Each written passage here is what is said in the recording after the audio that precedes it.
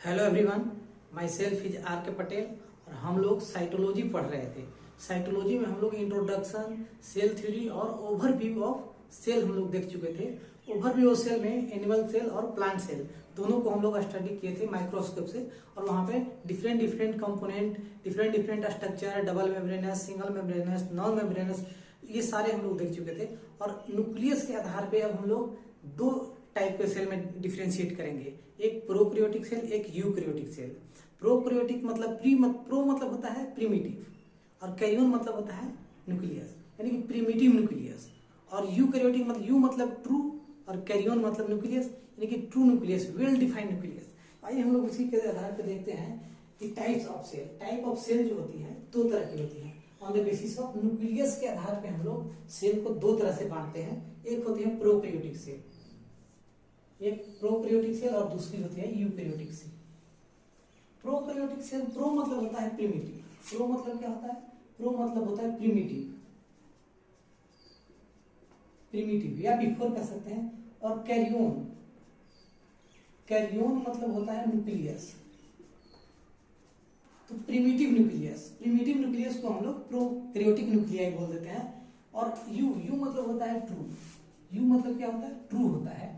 और कैरियन मतलब न्यूक्लियस, यानी कि ट्रू न्यूक्लियस जिसमें देखने को मिले वो हमारा यूकैरियोटिक सेल होगा, यानी कि वेल डिफाइंड। इसको कहने का मतलब है क्या? Well defined nucleus, well defined nucleus. Well defined nucleus जो मिलेगा वो यूकैरियोटिक में मिलेगा। और ये not well defined nucleus, not well defined nucleus, इसमें वेल डिफाइंड न्यूक्लियस नहीं है। तो वेल डिफाइंड क्यों नहीं है? देखिए, प्रोकैरियोटिक में न्यूक्लियस जो होता है ना, वो डबल स्ट्रैंडेड सर्कुलर डीएनए होता है, डबल स्ट्रैंडेड सर्कुलर। तो ये जो होता है इसको बोलते हैं न्यूक्लियोइड, न्यूक्लियोइड, न्यूक्लियोइड, जो एफ मास्टर ने इसको फर्स्ट डिस्कवर किया था। और ये नेकेड होता है, नेकेड, यानी कि इसके कोई आउटर कवरिंग नहीं होती है। इस न्यूक्लियोइड के अंदर कोई बाहर से कवरिंग नहीं होती, यानी कि इस मेम्ब्रेन बाउंडेड स्ट्रक्चर नहीं है, सिर्फ साइटोप्लाज्म में फ्लोटिंग करते रहता है। तो इसको न्यूक्लियोइड बोलते हैं। प्रोकैरियोटिक न्यूक्लियस को न्यूक्लियोइड बोलते हैं, और ये नेकेड होता है। ये जेनेटिक मटेरियल, जीनोमिक मटेरियल को कंटेन करता है और अपना कैरेक्टर ट्रांसफर करता है पेरेंट टू प्रोजेनी में। यूकैरियोटिक का जो है, यू मतलब ट्रू और न्यूक्लियस, यानी कि इसका जो न्यूक्लियस होता है ट्रू न्यूक्लियस होता है, जो हम लोग ने प्लांट सेल और एनिमल सेल में हम लोग देख चुके हैं। जैसे ये न्यूक्लियस है और यहाँ हम लोग गैप कर देते हैं और ये पोर बना देते हैं, तो ये न्यूक्लियर पोर हो गया। और double membrane bounded structure nucleus है, जो साइटोप्लाज्म के बाहर वाले पोर्शन देखेंगे। ये क्या है? ये nuclear membrane, outer membrane, inner membrane, और ये पोर, न्यूक्लियर पोर। और इसमें सेंट्रियोल बैठा रहेगा जगह जगह पे, और ये क्रोमेटिड, और इसमें न्यूक्लियोप्लाज्म, क्रोमेटिड, न्यूक्लियोप्लाज्म, बहुत सारे एंजाइम कंटेन करेंगे। तो ये ट्रू न्यूक्लियस है। ये क्या है? न्यूक्लियस है, न्यूक्लियस। ट्रू न्यूक्लियस क्यों कह रहे हैं? क्योंकि इसके बाहर जो है ना, जेनेटिक मटेरियल के बाहर इसमें मेम्ब्रेन आ गया, यानी कि कंटेन कर रहा है, मेम्ब्रेन कंटेन कर रहा है। तो इसलिए ट्रू न्यूक्लियस और ट्रू न्यूक्लियस हम लोग वेल डिफाइंड न्यूक्लियस जो है यूकैरियोटिक का कैरेक्टरिस्टिक फीचर है। देखिए, प्रोकैरियोटिक में कौन कौन से इंक्लूड होते हैं? प्रोकैरियोट में includes bacteria, bacteria, cyanobacteria, bacteria, cyanobacteria. Cyanobacteria को हम लोग ब्लू ग्रीन अलगी भी कहते हैं, BGA, blue green algae, blue green algae. Mycoplasma, PPLO, PPLO का फुल फॉर्म होता है प्लूरोनिमोनियाई लाइक ऑर्गेनिज्म। और माइकोप्लाज्मा जो होता है विदाउट सेल वॉल, एक यहाँ पे याद रखना, विदाउट सेल वॉल। इसके अंदर सेल वॉल नहीं होती है। अगर सेल वॉल नहीं है तो जो भी एंटीबायोटिक सेल वॉल पे एक्ट करने वाली होती है, इस पे इनएक्टिव हो जाता है। ये रेजिस्टेंस टू एंटीबायोटिक, यानी कि जैसे पेनिसिलिन है, पेनिसिलिन जो होता है वो एंटीबायोटिक है, सेल वॉल पे एक्ट करता है। और यहाँ पे जब माइकोप्लाज्मा में सेल वॉल नहीं है तो इस पे पेनिसिलिन का कोई असर ही नहीं पड़ेगा। PPLO, pleuropneumonia, pneumonia like organism. जी 0.1 माइक्रोमीटर का साइज होता था, इसका होता था 0.3 माइक्रोमीटर, 0.3 माइक्रोमीटर। तो ये होता है हमारा प्रोकैरियोटिक सेल में बैक्टीरिया, साइनोबैक्टीरिया यानी कि जिसको बीजीए बोलते हैं, माइकोप्लाज्मा और पीपीओलो लाइक ऑर्गेनिज्म इसमें इंक्लूड होती हैं। ये रिप्रेजेंट करती है प्रोकैरियोटिक को। स्मॉलर इन साइज होता है, साइज जो होता है इसका स्मॉल होता है। मल्टीप्लाई रैपिडली मल्टीप्लाई करते हैं देन यूकैरियोटिक, यूकैरियोट से ज्यादा रैपिडली मल्टीप्लाई करते हैं then eukaryotes, then eukaryotic cell से ज्यादा फास्ट ग्रोथ इसका रेप्लिकेशन करते हैं और एक सेल से दूसरे सेल में डिवाइड होते हैं बहुत फास्ट। ऑर्गेनाइजेशन, इनका ऑर्गेनाइजेशन की बात करें तो इसका फंडामेंटली सिमिलर होता है। ऑर्गेनाइजेशन जो होती है वो fundamentally similar to eukaryotic cell और सारे, लेकिन इनका शेप जो है vary in shape and size में बहुत वैरी करेंगे, फंक्शन में भी वैरी करेंगे। तो बेसिकली चार तरह के बेसिकली हमारा बैक्टीरिया को डिवाइड करता है। तो four basically shape of bacteria, देखिए बैक्टीरिया का जो है बेसिकली चार टाइप का है, यानी चार शेप में हमारा बैक्टीरिया मिलते हैं। पहला है रॉड शेप, ये रॉड शेप का जो मिलता है हमारा बैक्टीरिया वो बैसिलस है, बैसिलस थ्रूजेनेसिस। स्फेरिकल शेप का जो है वो कोकस, और कोमा शेप का जो बैक्टीरिया है वो विब्राई, कोमा शेप। और स्पाइरल शेप जो मिलेगी स्पाइरलम बैक्टीरिया स्पाइरल शेप होता है। और इसमें फ्लेगेला रैबिस हम लोग पढ़ने जा रहे हैं स्ट्रक्चर ऑफ प्रोकैरियोटिक सेल। इसमें सारा डाउट क्लियर हो जाएगा, जितने भी उसके थ्योरी पार्ट में लिखे हुए हैं वो सारा का सारा क्लियर हो जाएगा।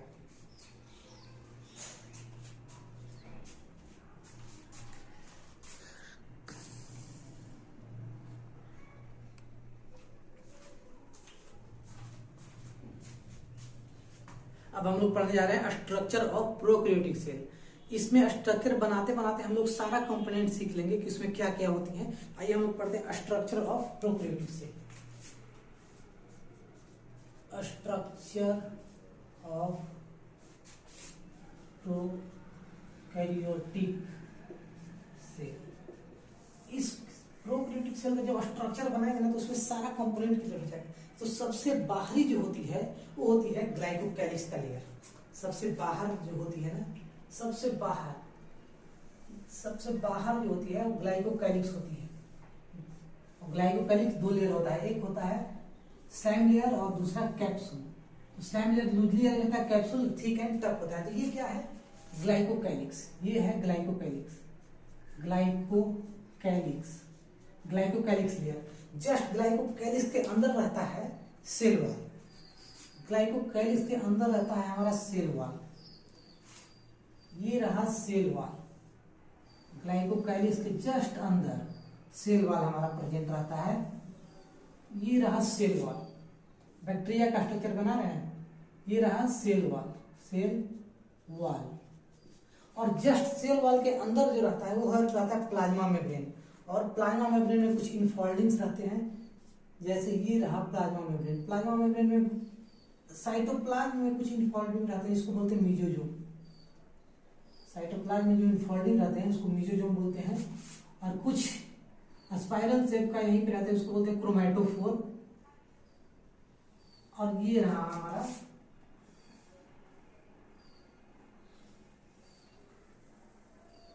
ये रहा प्लाज्मा मेम्ब्रेन। और इनफोल्डिंग जो होती है इसको मीजोजोम बोलता है। ये सरफेस एरिया, प्लाज्मा मेम्ब्रेन के सरफेस एरिया को बढ़ाता है और हेल्प करता है सेल वॉल फॉर्म होने में, हेल्प करता है प्लाज्मा मेम्ब्रेन।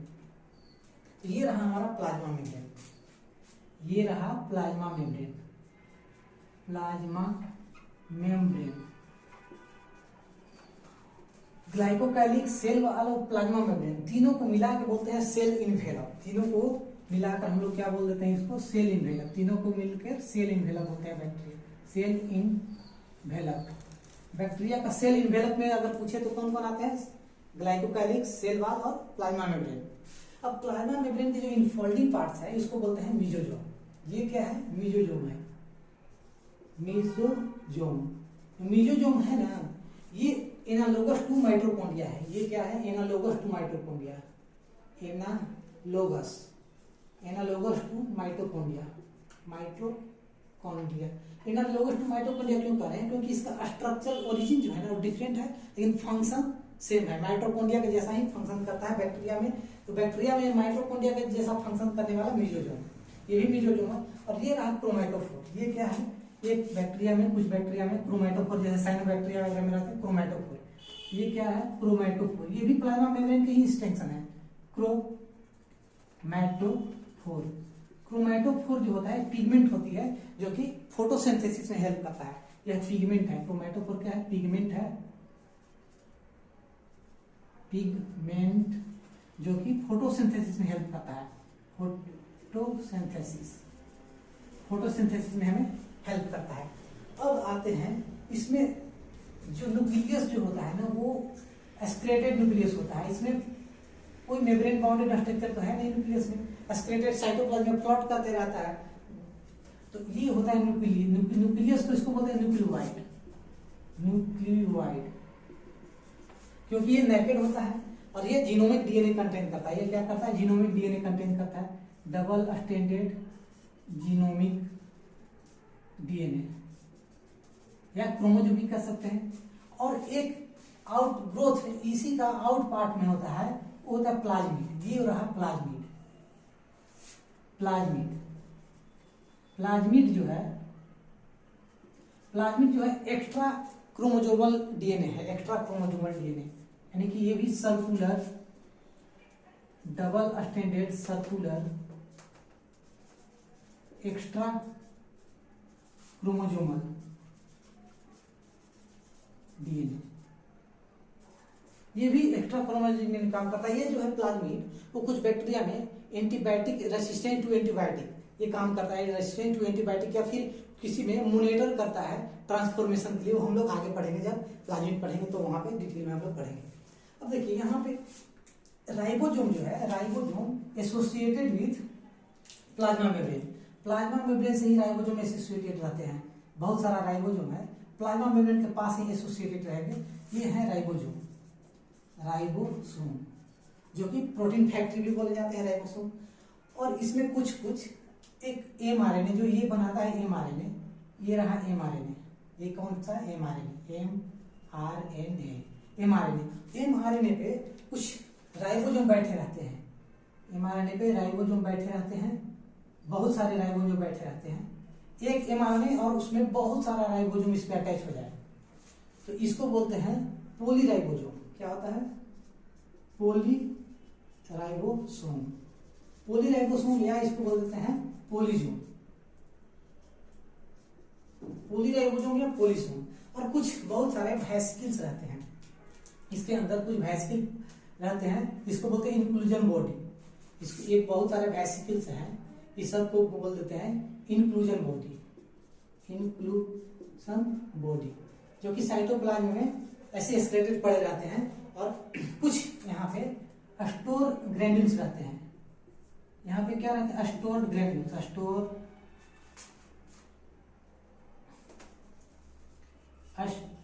ग्रैन्यूल्स भी रहते हैं। इंक्लूजन बॉडी में जैसे ग्लाइकोजन फॉस्फेट, ग्लाइकोजन ग्रेन्यूल्स रहते हैं, फॉस्फेट ग्रेन्यूल्स रहते हैं, साइनोफाइसिन ग्रेन्यूल्स रहते हैं। तो ये सारे इंक्लूजन बॉडी, जब हम इंक्लूजन बॉडी पढ़ेंगे तो वहां पे हम लोग डिटेल उसको देखेंगे कौन कौन से आते हैं इसके अंदर। और इसमें जो साइटोप्लाज्म भरा रहता है, बहुत सारा साइटोप्लाज्म इसके अंदर बाकी सब में भरे रहते हैं साइटोप्लाज्म। और इसमें कोई भी किसी भी तरह के मेम्ब्रेन बाउंडेड ऑर्गेनल नहीं पाए जाते हैं। किसी भी तरह के मेम्ब्रेन बाउंडेड ऑर्गेनल प्रोकैरियोटिक के स्ट्रक्चर में नहीं पाए जाते हैं। अब देखिए एक बहुत इंपॉर्टेंट लाइन, एक वर्ड है, कि जो सेल वॉल है, सेल वॉल से हमारा फ्लैजेला एराइज होता है, आउटग्रोथ ऑफ सेल वॉल। देखिए ये सेल वॉल है, सेल वॉल से ही outgrowth of cell wall, cell wall के आउटग्रोथ से हमारा फ्लैजेला बनता है।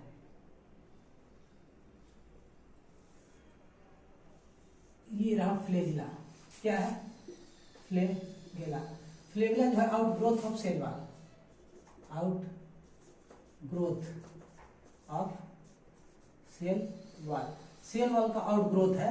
और बहुत सारे सरफेस स्ट्रक्चर होते हैं, बहुत सारा सरफेस स्ट्रक्चर होते हैं। Surface structure cilia, flagella flagella को छोड़कर बहुत छोटे छोटे स्ट्रक्चर होते हैं जो कि सरफेस से स्ट्रक्चर होते हैं, उसको बोलते हैं फिम्ब्राई। और ये सब क्या है, फिमराई है, फिमराई है। और यहाँ पे कुछ बड़े बड़े पीली स्ट्रक्चर पाए जाते हैं, बड़े बड़े लॉन्गर पीली को हम लोग बोलते हैं सेक्स पीलाई बोलते हैं, लॉन्गर पीली। और कुछ छोटे छोटे भी पीली रहते हैं, छोटे छोटे स्मॉलर पीली। ये सब जो काम करते हैं ना, ये मोटिलिटी में फ्लैगेला जो है वो मोटिलिटी प्रोवाइड करवाता है। फ्लैगेला क्या कराता है, मोटिलिटी प्रोवाइड करवाता है। और जो सेक्स पीली और स्मॉलर पीली ये जो है, ये सब क्या है, एडहेरेशन, कहीं पे जुटने का, अटैच होने का काम करते हैं, एडहेरेशन काम करते हैं, किसी से जुट जाते हैं, जैसे रॉक वगैरह है उस पर चिपक जाते हैं। ये दोनों काम करते हैं एडहेरेशन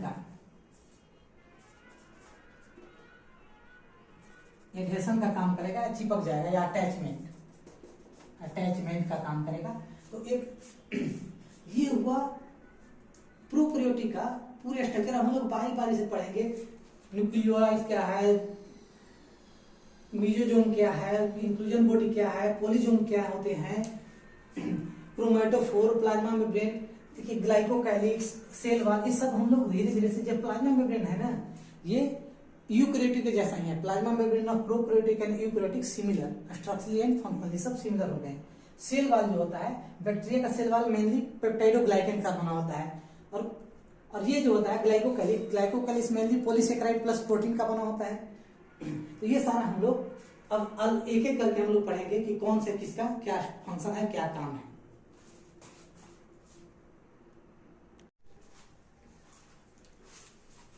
बैक्टीरिया के स्ट्रक्चर पढ़ने के बाद हम लोग एक एक करके उसका कंपोनेंट पढ़ते हैं। तो देखिए, सबसे पहला सबसे बाहरी लेयर था, वो था ग्लाइकोकैलिक्स।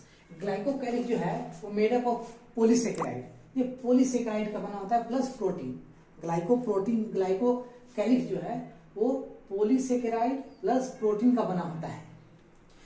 और इस पे दो लेयर होता है, ग्लाइकोकैलिक्स का दो लेयर, एक स्लाइम लेयर बोलता है, एक कैप्सूल होता है। तो स्लाइम लेयर जो होती है लूजली शीथ होती है, loosely arrange sheath, close to cell wall के जस्ट क्लोज होती है।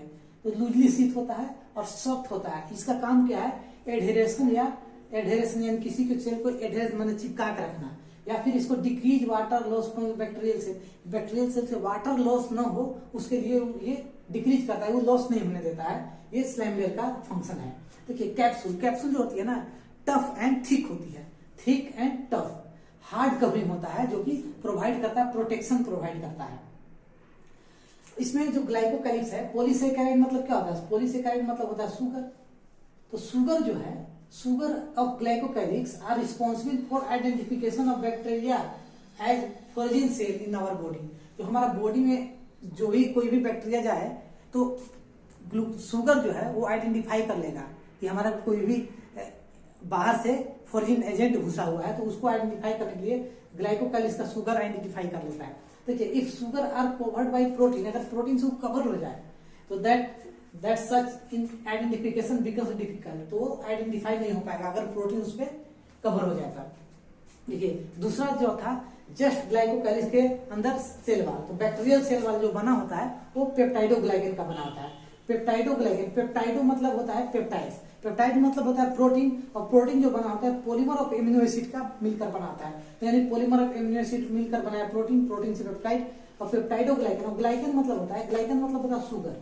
तो शुगर जो होता है वो N acetyl muramic acid modified sugar है, एन एसिटाइल म्यूरेमिक एसिड जिसको नाम से जानते हैं, और एन एसिटाइल ग्लूकोसामाइन जिसको नाग बोलते हैं, नाग, और दोनों का दोनों क्या है, मोडिफाइड शुगर है। तो सेल वॉल जो है वो हर बैक्टीरिया मिलता है एक्सेप्ट माइकोप्लाज्मा में सेल वॉल नहीं होता है, माइकोप्लाज्मा में सेल वॉल नहीं होता है, माइकोप्लाज्मा में सेल वॉल एब्सेंट रहता है। जब सेल वॉल एब्सेंट रहता है तो वहां पे एंटीबायोटिक जो सेल वॉल पे अटैक करने वाले हैं वो यहाँ पे काम नहीं करता, वो हम लोग पहले भी डिस्कस कर चुके हैं। अगला जो आता है सेल वॉल के जस्ट नीचे प्लाज्मा मेम्ब्रेन। तो प्लाज्मा मेम्ब्रेन जो होती है ना, वो प्रोकैरियोटिक और यूकैरियोटिक दोनों में सिमिलर होती है। तो प्लाज्मा मेम्ब्रेन जो होता है basic structure of plasma membrane is similar in prokaryotic and eukaryotic, दोनों में सिमिलर ही होती है। अब हम लोग पढ़ने जा रहे हैं प्लाज्मा मेम्ब्रेन के जो इनफोल्डिंग होती है मीजोजोम, तो उस स्ट्रक्चर को हम लोग देखते हैं। मीजोजोम का बहुत बड़ा रोल है, फंक्शन है, तो उसको हम लोग देखते हैं। हम लोगों को मीजोजोम पढ़ना है। मीजोजोम जो होती है ना, प्लाज्मा मेम्ब्रेन की एक्सटेंशन स्फेरिकल सरफेस होती है, स्फेरिकल मेम्ब्रेन बाउंडेड स्ट्रक्चर होती है जो फॉर्म करती है extension of plasma membrane. Plasma membrane की एक्सटेंशन इनटू द सेल कर जाती है, जिसको हम लोग मीजोजोम बोलते हैं, जो स्ट्रक्चर में हम लोग देखे थे, in the form of vesicles, tubule and lamellae. Vesicles, tubule and lamellae के फॉर्म में वो एक्सटेंशन हो जाती है। Mesosome helps in cell wall formation. Cell wall formation में मीजोजोम हेल्प करती है, डीएनए रेप्लिकेशन में हेल्प करती है, distribution of daughter cell. Distribution of daughter cell मतलब कहना है कि डीएनए जो कंटेंट होता है, डीएनए का डिस्ट्रीब्यूशन करवाती है कौन सा? मीजोजोम। हमारा डीएनए पेरेंट टू प्रोजेनी जाता है, पेरेंट टू प्रोजेनी, तो हम लोग का डीएनए का डिस्ट्रीब्यूशन का काम करता है इन द बैक्टीरिया यानी प्रोकैरियोटिक सेल में मीजोजोम। रिस्पिरेशन ऑल्सो, रिस्पिरेशन भी करता है, सिक्रेशन प्रोसेस भी बढ़ाता है, क्योंकि वहां पे इनफोल्डिंग होने के कारण प्लाज्मा मेम्ब्रेन का सरफेस एरिया बहुत बढ़ जाता है, जिसके कारण एंजाइम कंटेंट बहुत ज्यादा हो जाता है, एंजाइमेटिक कंटेंट बढ़ जाता है। Mesosome is analogous to mitochondria. Mesosome जो है एनालोगस टू माइटोकॉन्ड्रिया क्यों है? क्योंकि मीजोजोम का ओरिजिन जो है डिफरेंट है, लेकिन फंक्शन माइटोकॉन्ड्रिया जो यूकैरियोटिक में करती है वही काम मीजोजोम प्रोकैरियोटिक में करती है, इसलिए इसको एनालोगस स्ट्रक्चर बोलते हैं, क्योंकि ओरिजिन डिफरेंट होती है लेकिन फंक्शन सेम होती है। कैसे फंक्शन सेम होती है? हमारा यूकैरियोटिक सेल में ईटीएस जो होती है वो एटीपी ऑक्सीजन के थ्रू बनाती है, एटीपी यानी powerhouse of the cell बोलते हैं, लेकिन इसमें powerhouse of the cell क्या है? मीजोजोम ही है। तो ईटीएस जो होती है of respiration in mesosome, mesosome में ईटीएस होती है, वहां पे क्या होता है कि H plus gradient, hydrogen gradient होती है, इन वेसिकल्स एंड लेमिने में फॉर्म होती है, डेवलप होता है, जो एक फॉर्म होती है, इसमें H प्लस ग्रेडियंट का डेवलपमेंट होता है साइटोप्लाज्मा और इसके वेसिकल्स के अंदर H प्लस ग्रेडियंट डेवलप होता है, जिससे क्या होता है? यूज फॉर एटीपी सिंथेसिस के लिए वो यूज कर लेता है इस ग्रेडियंट को, H प्लस ग्रेडियंट को यूज कर लेता है। तो ये रहा हमारा मीजोजोम का फंक्शन। अब हम लोग पढ़ते हैं एंजाइमेटिक कंटेंट के बारे में। यहाँ पे हम लोग अब देखने जा रहे हैं genetic material, genetic material of prokaryotic cell. देखिए जेनेटिक मटेरियल जो होती है ना, वो जेनेटिक मटेरियल बेसिकली नेकेड होती है, और नेकेड क्यों कहते हैं? क्योंकि उसको कोई इन्वेलप न्यूक्लियर मेम्ब्रेन नहीं होती है, इसलिए उसको जेनेटिक मटेरियल को नेकेड जेनेटिक मटेरियल बोलते हैं। जैसे ये देखिए हम लोग 2-3 बार बना भी चुके हैं। जेनेटिक मटेरियल उसमें न्यूक्लियोइड है, उसमें कोई भी मेम्ब्रेन बाउंडेड स्ट्रक्चर नहीं है, इसलिए मतलब कोई भी उसमें मेम्ब्रेन नहीं है, इसलिए नेकेड जेनेटिक मटेरियल बोलते हैं। तो उसमें दो होती है, एक जीनोमिक डीएनए होता है जो कि मेन डीएनए होता है। ये जीनोमिक डीएनए जो होता है वो मेन डीएनए होता है, मेन डीएनए। जीनोमिक डीएनए जो है मेन डीएनए, सिंगल क्रोमोसोम इसको या फिर डबल स्टैंडर्ड सर्कुलर डीएनए होती है, सिंगल क्रोमोसोम कह सकते हैं या फिर डबल स्टैंडर्ड सर्कुलर डीएनए होती है, double standard circular DNA without free terminal, बिना कोई भी टर्मिनल नहीं होता है। या ऐसे दिखा सकते हैं या फिर ऐसे उलझा हुआ दिखा दीजिए, ऐसे ऐसे, और फिर अगला वाला ऐसे ऐसे, कोई भी फ्री टर्मिनल यहाँ पे नहीं होती है, विदाउट फ्री टर्मिनल होता है, जिसको बोलते हैं जीनोमिक डीएनए या सिंगल क्रोमोसोम भी इसको बोल सकते हैं। दूसरा होता है small circular DNA outside the genomic DNA, यही इसी जीनोमिक डीएनए के बगल में एक डबल स्टैंडर्ड ही सर्कुलर स्मॉल सर्कुलर डीएनए होती है आउटसाइड द जीनोमिक डीएनए, जिसको बोलते हैं प्लाज्मिड। प्लाज्मिड जो होती है ना, हर बैक्टीरिया का कैरेक्टरिस्टिक फीचर नहीं है, कुछ में हो भी सकती है या नहीं भी हो सकती है, डिस्पेंसिबल है, हो भी सकती है या नहीं भी हो सकती है। तो प्लाज्मिड जो होता है इसको एक्स्ट्रा क्रोमोसोमल डीएनए भी कह देते हैं, एक्स्ट्रा क्रोमोसोमल डीएनए। इसका यूनिक फिनोटाइपिक कैरेक्टर है, कुछ बैक्टीरिया का यूनिक फिनोटाइपिक कैरेक्टर है, कुछ बैक्टीरिया का। रेजिस्टेंस टू एंटीबायोटिक, क्योंकि रेजिस्टेंस टू एंटीबायोटिक अगर उस पर एंटीबायोटिक डाल दें तो वो अपने आप को सर्वाइव कैसे करता है? तो ये सिर्फ अगर जिस बैक्टीरिया के अंदर प्लाज्मिड होगा तो वो सर्वाइव कर लेगा, जिसके अंदर प्लाज्मिड नहीं होगा वो डेथ कर जाएगा। और प्लाज्मिड का एक और बहुत बढ़िया काम है, एकदम डबल स्टार वाली बात है, कभी भी एग्जाम में आ सकता है। Plasmid DNA use to monitor bacterial transformation in with the foreign DNA. Plasmid DNA use to monitor bacterial transformation with foreign DNA. इसका जो F प्लस F माइनस वाले लेते हैं कंसेप्ट में, तो ये जो फोर्जिन ट्रांसफर बैक्टीरिया में होता है वो प्लाज्मिड के कारण ही होता है। तो ये यूनिक कैरेक्टरिस्टिक फीचर क्यों है? क्योंकि इसमें रेजिस्टेंस टू एंटीबायोटिक होता है और दूसरा plasmid DNA used to monitor bacterial transformation with the following DNA, यानी कि जीनोम मटेरियल जो होता है, जीनोम एक बैक्टीरिया से दूसरे बैक्टीरिया में पहुंचाता है, वो हेल्प करता है ये। अब आते हैं राइबोसोम की बात करते हैं। राइबोसोम जो होता है, पहले पार्टिकल यानी कि सबसे पहले ग्रेनर प्लेटेड दिया था 1953 ईस्वी में, उसका प्रोकैरियोटिक का जो राइबोसोम होता है 70S होता है, 70S, और इसमें 2 यूनिट होती है, एक होती है 50S और एक जो कि लार्जेस्ट सब यूनिट है, और एक होती है 30, जिसको स्मॉलर सब यूनिट है, स्मॉलर सब यूनिट। और S जो यहाँ पे है वो सेडबर्ग यूनिट होती है, जो कि सेडिमेंटेशन कोफिशिएंट रिप्रेजेंट करती है और इनडायरेक्टली मेजर करती है डेंसिटी और साइज को। इनडायरेक्टली मेजर साइज, और ये जो बनी होती है ये होती है RNA plus protein, RNA plus protein की बनी होती है राइबोसोम। और दोनों जो सब यूनिट है वो सेपरेटेड रहती है। 2 सब unit of ribosome remain separated but they associated during the protein synthesis. जब प्रोटीन सिंथेसिस करना होता है लोगों को, तब वो दोनों आपस में जुड़ जाते हैं। ये बड़ा रहा 50S और 30S सब यूनिट कब एसोसिएटेड होते हैं, ड्यूरिंग प्रोटीन सिंथेसिस जब करना रहता है यहाँ पे, तब ये लोग दोनों एसोसिएटेड होते हैं। कुछ मैग्नीशियम आयन यहाँ पे अरेंज होता है, उसके कारण ये साइटोप्लाज्म में ये अरेंज होकर प्रोटीन बनाती है। प्रोटीन हमेशा साइटोप्लाज्म में बनता है, तो साइटोप्लाज्म में मैग्नीशियम आयन का कंसंट्रेशन ज्यादा है, तो इसलिए वहां पे वो अटैच हो जाती है और प्रोटीन सिंथेसिस करते हैं। इसीलिए राइबोसोम को प्रोटीन का फैक्ट्री बोला जाता है। राइबोसोम को क्या बोला जाता है? Factory of protein, factory of protein synthesis, protein synthesis ribosome को बोला जाता है। ये हमारा रहा राइबोसोम। नेक्स्ट हम लोगों का क्रोमैटोफोर। क्रोमैटोफोर जो है ना, वो भी एक प्लाज्मा मेम्ब्रेन का एक्सटेंशन है, जो कि कुछ बैक्टीरिया में, जैसे साइनोबैक्टीरिया यानी ब्रू ग्रीन अल्गी में मिलता है। ये कंटेंट पिगमेंट करती है। क्या करते हैं? पिगमेंट, जो कि फोटोसिंथेसिस में हेल्प करती है। फोटोसिंथेसिस में हेल्प करती है इन साइनोबैक्टीरिया में क्रोमैटोफोर रहता है, एक पिगमेंट है जो कि फोटोसिंथेसिस में हेल्प करता है, और ये भी एक प्लाज्मा मेम्ब्रेन का एक्सटेंशन है। एक्सटेंशन ऑफ प्लाज्मा मेम्ब्रेन का एक्सटेंशन है। अगला है फ्लेगला। जो प्रोकैरियोटिक फ्लेगला है ना, बैक्टीरियल फ्लेगला, इसका 3 पार्ट्स हैं, एक फिलामेंट, दूसरा हुक एंड बेसल बॉडी।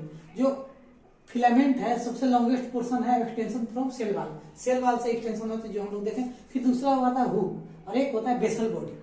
तो हम लोग आगे पढ़ेंगे, जब सिलिया एंड फ्लेगला पढ़ेंगे तो वहां पे हम लोग डिटेल स्टडी करेंगे। जो प्रोकैरियोटिक फ्लेगला है उसका रोटेशन जो है 360 डिग्री होता है। प्रोकैरियोटिक फ्लेगला का रोटेशन 360 डिग्री, चारों 360 डिग्री को राउंड कर लेता है। जो प्रोकैरियोटिक का फ्लेगला होता है वो 360 डिग्री पर रोटेशन कर सकता है, और फ्लेगला के कारण ही बैक्टीरिया जो है मोटाइल होता है। तो जो भी बैक्टीरिया मोटाइल होता है उसमें फ्लेगला होगा ही होगा, तो मोटिलिटी प्रोवाइड करता है बैक्टीरिया को।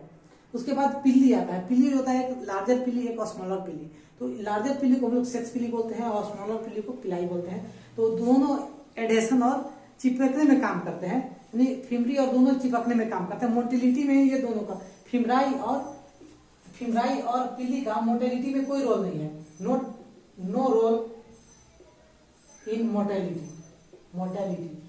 में कोई रोल नहीं है। तो पिल्ली जो है इलोंगेटेड ट्यूब लाइक स्ट्रक्चर है, made up of special protein का बना होता है, ट्यूबुलिन प्रोटीन का। और फिमराई जो होती है वो स्मॉल ब्रेसलेट लाइक फाइबर है, और स्पाउंडिंग मतलब आउटग्रोथ है सेल से बाहर आउटग्रोथ होती है। और इसका फंक्शन क्या है? Attachment to bacteria. Attachment to bacteria जो रॉक से अटैच करती है या फिर ये होस्ट टिश्यू से अटैच कर जाती है, उसका काम ये इसी का फिमराई का काम है।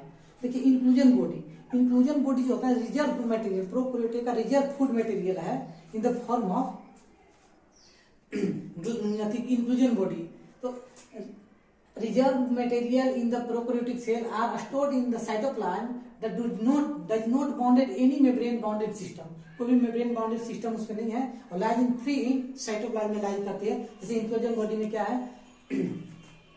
ग्लाइकोजन ग्रेन्यूल्स, फॉस्फेट ग्रेन्यूल्स या साइनोफाइसिन ग्रेन्यूल्स, ये 3 इंक्लूजन बॉडी में आते हैं। और एक आता है पोलिजोम। पोलिजोम जो होती है ना, वो एक mRNA होता है।